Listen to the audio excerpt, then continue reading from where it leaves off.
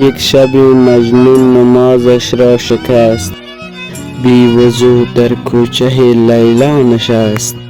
عشق آن شب مست و مستش کرده بود، فارغ از جام الستش کرده بود. سجده زد بر لب درگاه او، پر ز لیلا شد دل پر آه او. گفت یا رب از چه خارم کردهی، بر صلیب عشق دارم کردهی.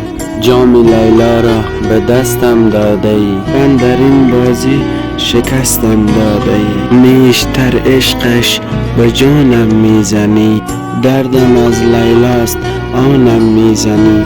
خسته هم زین عشق دل خونم مکن، من که مجنونم تو مجنونم نکن. مرد این بازی چه دیگر نیستم، این تو و لیلای تو من نیستم.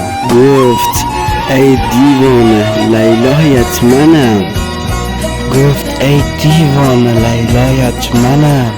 در رگ پیدا و پنهانت منم، سالها با جور لیلا ساختی، من کنارت بودم و نشناختی. عشق لیلا در دلت انداختم، صد قماری عشق یک جا باختم. کردمت آواره صحرا نشد، گفتم عاقل میشوی اما نشد.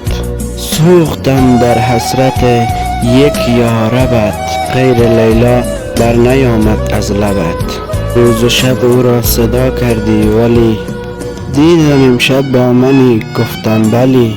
مطمئن بودم به من سر میزنی، در حریم خانه هم در میزنی. حال این لیلا که خارت کرده بود، درس عشقش بیقرارت کرده بود. مرد راهم باش تا شادت کنم، صد چو لیلا کشته در راحت کنم.